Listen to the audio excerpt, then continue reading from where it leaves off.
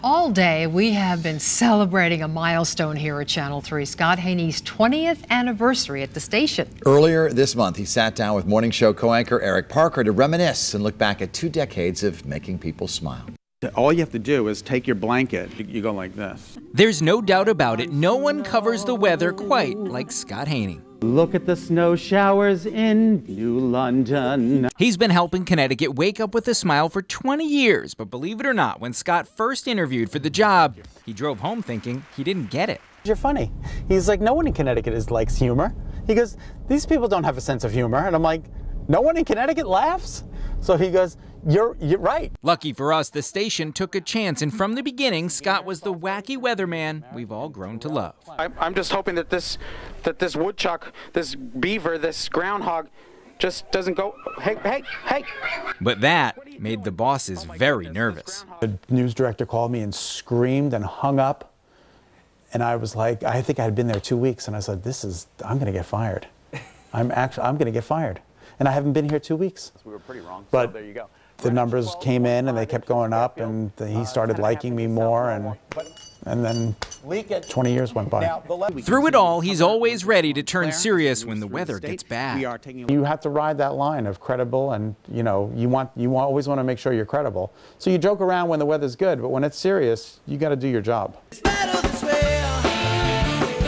In 2007, the weather gig expanded as he became the co-host of Better Connecticut, another chance to show off his fun side. But it hasn't all been fun and games. He blames his commitment to work for the end of his 19-year relationship with partner Paul Marty. If I weren't in television, would Paul and I still be together? Probably. But I wouldn't change it, though.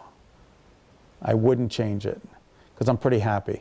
But even when there were tears, the laughter was never far away. In fact, we laughed so hard we cried on the day he accidentally ate cat vomit on live TV.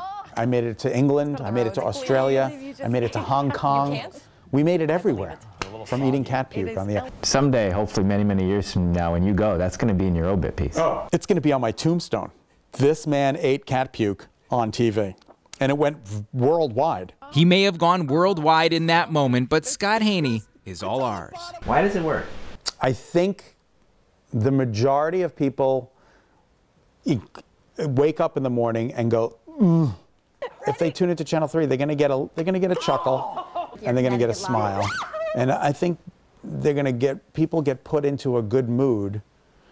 And that's not just me, it's the team that I work with. You can only play tennis if the partner's hitting the ball back to you. In the end, he credits 20 years to the people who watch. I would just like to say to the viewer, that if it weren't for the viewers, I would be nowhere. And I would just like to say thank you to the viewers. It's because they made my career.